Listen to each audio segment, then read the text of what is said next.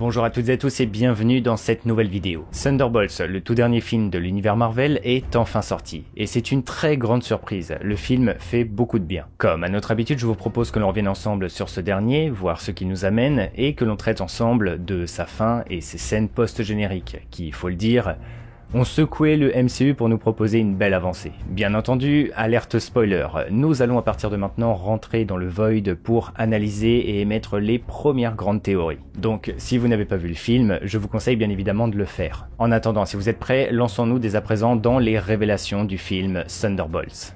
Mais juste avant, je tiens à remercier notre partenaire du jour. Il m'accompagne depuis désormais un long moment et c'est un outil que j'utilise au quotidien, c'est NordVPN. NordVPN, c'est l'outil indispensable pour tout fan de Marvel ou de la pop culture. En un seul petit clic, vous pouvez changer votre localisation depuis chez vous ou partout dans le monde pour accéder au catalogue et au contenu de n'importe quel endroit. Captain America Brave New World, qui est sorti en février, arrive ce mois-ci sur Disney+. Cependant, il sera toujours indisponible en France. Eh bien, grâce à NordVPN, vous pourrez le voir ou le revoir depuis chez vous en changeant votre localisation pour le Canada, par exemple. Un moyen qui vous permettra également dans le futur de voir Thunderbolts ou même les 4 Fantastiques quand ils arriveront eux aussi sur la plateforme. Tout ça de manière sécurisée grâce au chiffrement de vos données et la protection anti-menace qui vous permet de surfer en toute tranquillité sur le web. Sans oublier que NordVPN est également disponible sur plus de 10 appareils différents et en simultané. Donc de quoi en faire profiter votre entourage. Donc si comme moi NordVPN est un produit qui vous intéresse, n'hésitez pas à aller sur le lien disponible dans la description ou le commentaire épinglé et profitez de l'offre C'est Talent sur 2 ans qui vous propose 4 mois offerts supplémentaires. Voilà, un très grand merci à NordVPN pour leur confiance. Thunderbolts est un projet très singulier. Annoncé comme tous les autres films lors de la Comic-Con de 2022 et placé à la toute fin de la 5e phase du MCU, Marvel avait pour projet de nous proposer une équipe inédite, formée par la force des choses et composée de parfaits anti-héros, désireux de rallumer la lumière sur leur vie et leur carrière. Un concept qui tire bien évidemment son inspiration de l'univers des comics, car l'initiative Thunderbolts est à l'origine proposée par le terrible Baron Zemo, qui vient de reformer sa célèbre équipe de Maîtres du Mal, dans un New York sans héros suite à la disparition soudaine des Avengers et des 4 Fantastiques. Profitant de leur absence, les vilains vont se créer de nouvelles identités et commencer à remplacer les héros absents. Ce qui va attirer les médias, leur créer une nouvelle réputation, leur donner des fans, un nouveau QG qui n'est autre que celui des 4 Fantastiques, et naturellement, ils vont prendre goût à cette nouvelle vie.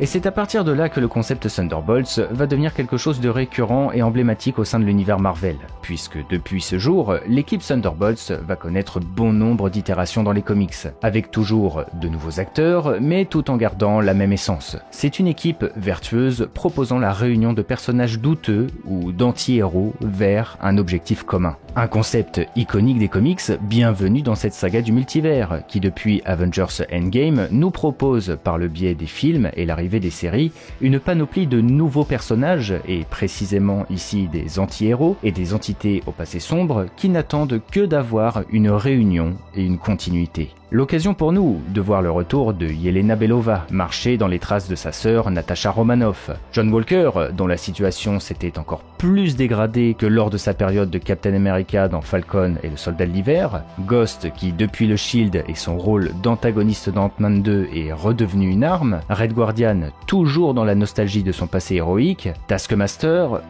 En fait non, pas Taskmaster. Et Bucky, qui depuis qu'il a été gracié, cherche sa place dans ce monde sans héros.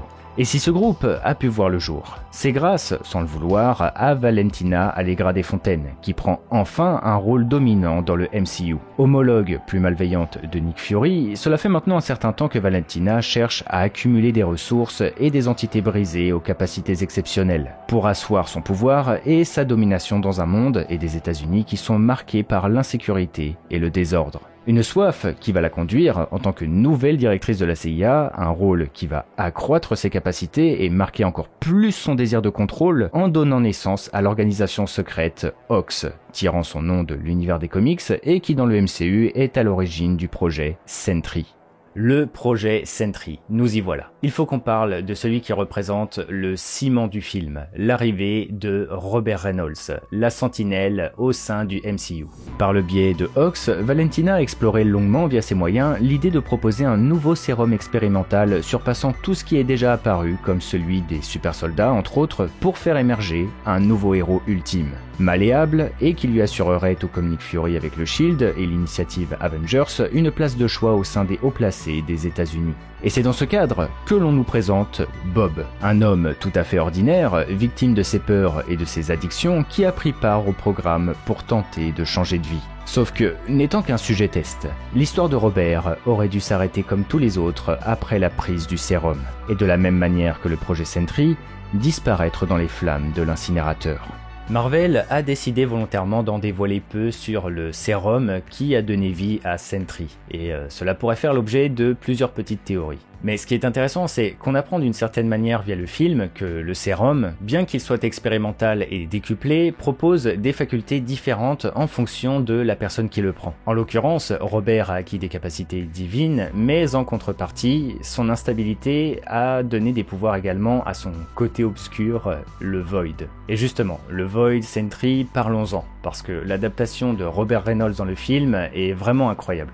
Tout comme dans le film, la naissance de Sentry est en réalité une erreur. Robert Reynolds n'est à l'origine qu'un gamin toxicomane qui s'est introduit par effraction dans un laboratoire pour trouver de quoi consommer. Et c'est comme ça qu'il va boire par inadvertance le sérum qui était initialement un projet ultime en développement depuis plus de 30 ans. Et tout comme avec Valentina, les scientifiques n'auront d'autre choix que de faire avec. Robert est devenu sans le vouloir une entité aux capacités divines, un être capable de l'inimaginable. Il est même désigné comme immortel et omnipotent. Mais le plus intéressant, et ce que le film a super bien représenté, c'est que Sentry et le Void sont en réalité les métaphores physiques de l'instabilité et du mental de Robert. Incarnation ultime du bien, et visuellement comme son costume représentant la lumière, Sentry symbolise ce que Robert aspire à être profondément.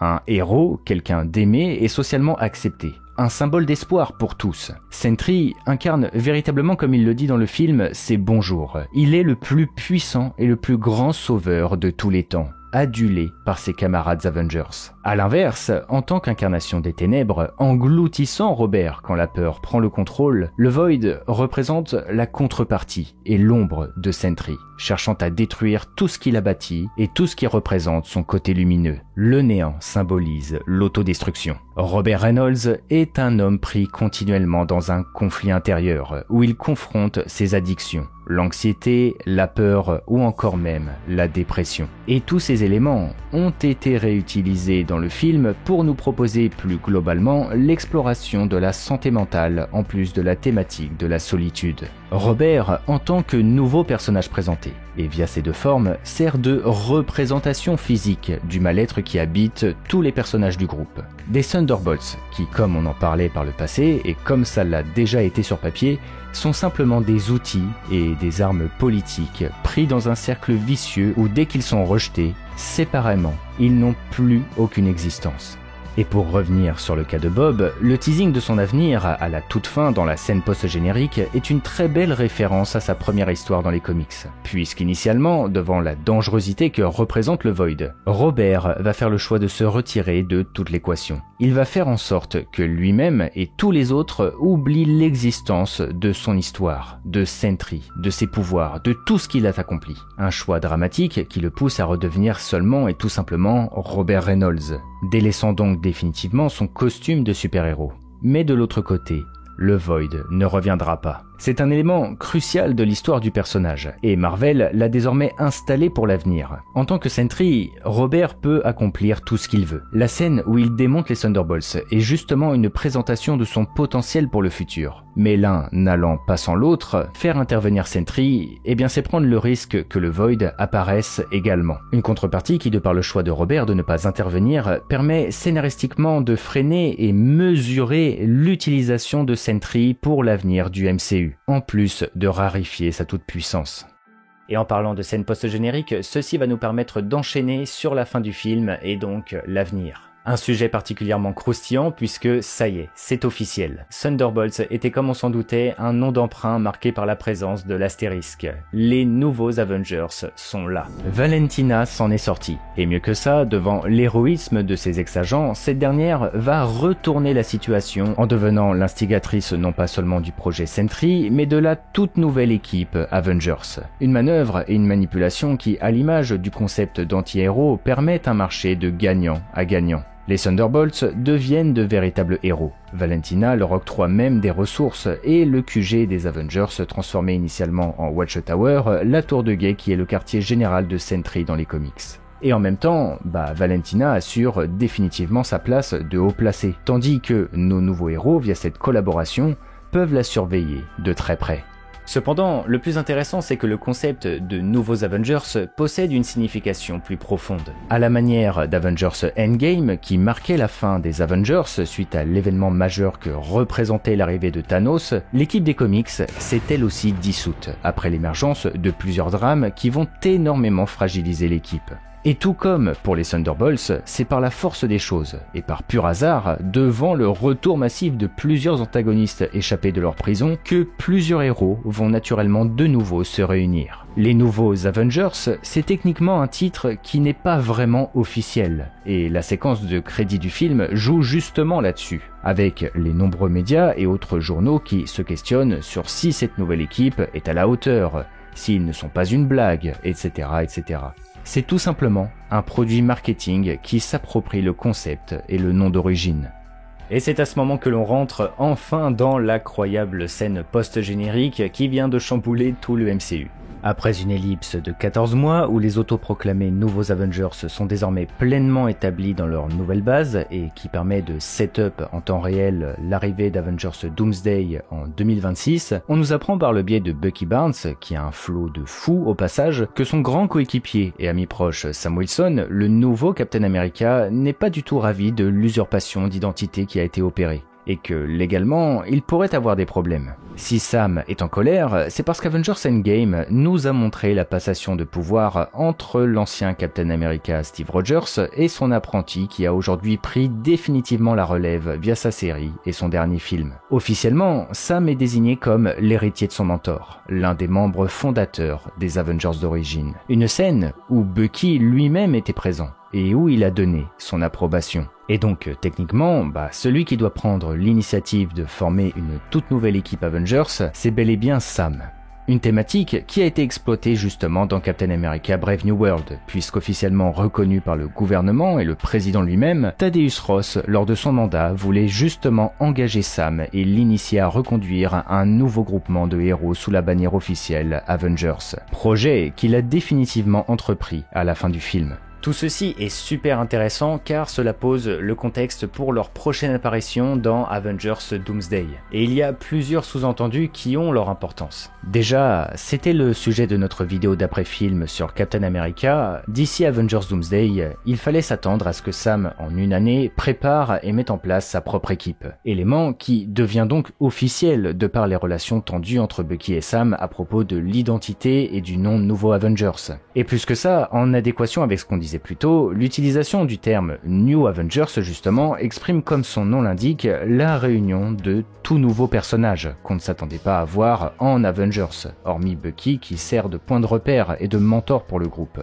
Par logique, étant donné que Sam est l'héritier officiel et qu'il va lui aussi nous proposer son équipe, ce dernier devrait donc, à l'inverse des nouveaux Avengers, nous proposer une équipe avec des entités plus old school, ou du moins avec une majorité de visages déjà connus et reconnus pour être des Avengers. De quoi justifier et connecter par exemple le regroupement de la scène post-générique de Shang-Chi, montrant Captain Marvel, Bruce Banner ou encore Wong, une véritable équipe officielle avec des membres qui ont pleinement conscience des terribles enjeux à venir. Puisque le leader a averti Sam au sujet des incursions, Carol a vu Monica se bloquer dans un autre univers, suite à une déchirure de la réalité, et Ant-Man a affronté la menace multiverselle Kang le Conquérant, qui l'a averti du danger à venir. Et c'est précisément là le décalage amusant proposé dans la scène post-générique avec les nouveaux Avengers. Où par exemple John Walker est à côté de la plaque quand Yelena parle d'anomalie dans l'espace,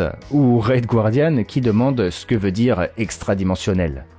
Et je le rajoute là, il faudra voir comment Marvel va agencer tout ça, mais en vrai, il y a quand même une allure et une forme de Civil War dans tout ça. Étant donné que nous sommes 14 mois plus tard, à l'aube d'Avengers Doomsday, cela veut dire que pour le film, Sam et Bucky seront dans une sorte de discorde. Avec le contexte proposé par Doomsday, qui est censé mettre au premier plan des héros du multivers contre d'autres héros, à cause du phénomène d'incursion qui pousse deux univers à s'entrechoquer, ce serait symboliquement très intéressant que le début du film nous montre la dissonance entre les deux équipes comme une image et une annonce du véritable problème qui se profile. Mais voilà, bref, passons maintenant au plus croustillant. Thunderbolts vient de se connecter à l'arrivée des 4 Fantastiques dans Avengers Doomsday. Et Marvel sont très forts, ils ont très bien pensé leur teasing. Si la scène post-générique de Thunderbolts est importante, c'est parce qu'elle vient de nous montrer officiellement l'arrivée du vaisseau des 4 Fantastiques dans notre univers, le 616. 4 Fantastiques dont le film sort en juillet et qui est destiné à nous présenter la mythique équipe des comics au sein de leur propre monde.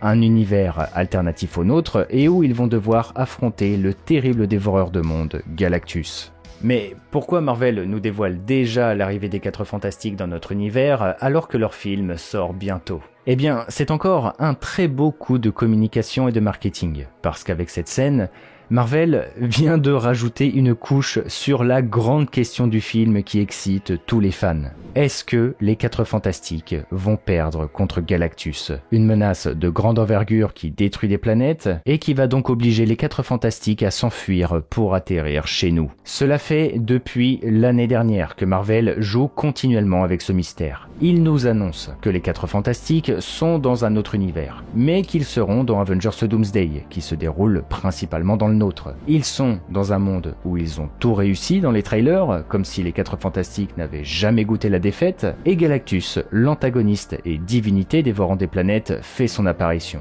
On nous montre par la suite, dans le second trailer, des visuels de Terre en train de se détruire, que les 4 Fantastiques n'auront pas le temps de résoudre ce problème, etc., etc. Et du coup, la scène post-générique vient de rajouter de l'huile sur le feu par rapport à tout ça. Néanmoins, ce n'est pas tant ça qui m'intrigue le plus. Comme vous le savez, Avengers Doomsday arrive l'année prochaine. C'est le prochain film à sortir après celui des 4 Fantastiques. Et par conséquent, pour cet événement majeur qui va réunir tout le monde, les 3 films Marvel de 2025 ont donc pour mission de préparer le terrain et teaser le futur long métrage. Et c'est là que c'est intéressant, car de ce que l'on sait officiellement de par les annonces de Marvel, ou encore le moment des comics qu'ils souhaitent adapter pour le film, Avengers Doomsday va nous conter l'arrivée de l'iconique Doctor Doom, nouveau grand méchant de la saga, dans une ambiance de chaos multiversel où les univers commencent à physiquement rentrer en collision, opposant les héros d'un univers face à celui d'un autre. Si l'on prend le premier film de cette année, Captain America Brave New World, Marvel nous a présenté et confirmé par ce biais, avec la scène post-générique en lien avec le leader, le concept d'incursion. Et de héros contre héros. Stearns parlait d'autres mondes, et des héros qui, tout comme Sam, sont prêts à tout pour défendre leur univers. Là, avec Thunderbolts, ils nous ont confirmé que l'équipe représente aujourd'hui les nouveaux Avengers, installés dans leur QG au centre de New York. Mais surtout, ils ont amené un autre paramètre important pour la préparation de Doomsday, c'est le changement d'univers des 4 Fantastiques. Donc maintenant, pour Fantastic Four First Steps, que reste-t-il exactement? Qu'est-ce que le film va bien pouvoir nous teaser pour Avengers Doomsday? En réalité, étant donné les profonds liens que possède le film avec le contexte de multivers et de mondes alternatifs, sans oublier que Reed Richards est originellement un scientifique expérimentant ce concept avec notamment son fameux pont qui permet d'explorer les réalités, le film Fantastic Four devrait nous proposer un teasing en lien avec des questionnements liés au multivers pour justifier le contexte de leur arrivée. Ce qui est difficile à savoir en revanche, c'est si les 4 Fantastiques ont volontairement changé d'univers ou non, puisqu'ils arrivent en vaisseau depuis l'espace vers la Terre. Cela sous-entend donc qu'ils étaient déjà dans cette situation avant leur transition. Élément qui rappelle encore une fois étrangement un plan du trailer. Bien joué Marvel. En vrai, vous me direz comment vous voyez les choses, car énormément de scénarios sont possibles, mais je me dis que soit à force d'expérimenter les limites de l'espace, comme c'est montré dans le trailer, Reed a provoqué un changement d'univers involontaire, comme ce qu'a subi Monica Rambeau, ou bien à cause d'une possible incursion, la barrière entre les réalités s'est trop affinée, soit l'idée évidente c'est qu'ils n'ont plus de terre et ils fuient, ou bien Reed et les 4F ont fait une découverte majeure qui justifie justement leur intervention chez nous. Et c'est là le dernier point que je voulais amener. Revenons sur le teasing potentiel du film 4 Fantastiques. Est-ce qu'à la manière du vaisseau de Thanos devant celui des Asgardiens dans la scène post-générique de Thor Ragnarok, précédant justement Infinity War, le film 4 Fantastiques ne pourrait pas nous présenter, en dernier teasing, un élément en lien avec Doctor Doom, l'iconique vilain du prochain film Avengers et le plus grand rival de Reed Richards dans l'histoire d'origine. C'est techniquement le tout dernier élément manquant après l'annonce des incursions, des nouveaux Avengers et l'arrivée des 4 Fantastiques dans notre univers. Eh bien, c'est à vous de me dire dans l'espace commentaire. Marvel nous a clairement donné du grain à moudre, et plus on s'approche de Doomsday, plus les mystères prennent de l'ampleur. De quoi proposer de belles vidéos théories pour l'avenir. Également, je vous l'avais annoncé, mais sachez que je prépare un épisode de Pourquoi sont-ils si uniques sur Sentry. C'est une vidéo qui arrive très prochainement, et j'espère de tout cœur qu'elle vous plaira. En attendant, je vous renvoie vers ces deux vidéos qui viennent totalement compléter celle-ci. Si vous voulez en savoir plus sur Avengers Doomsday, les 4 Fantastiques et tout leur mystère justement. Puis si cette vidéo vous a plu, n'hésitez surtout pas à laisser un petit pouce bleu qui soutient énormément et à vous abonner pour ne pas louper les prochaines vidéos. Voilà, je vous remercie de m'avoir écouté jusqu'au bout, c'était Argorok, je vous dis à très bientôt.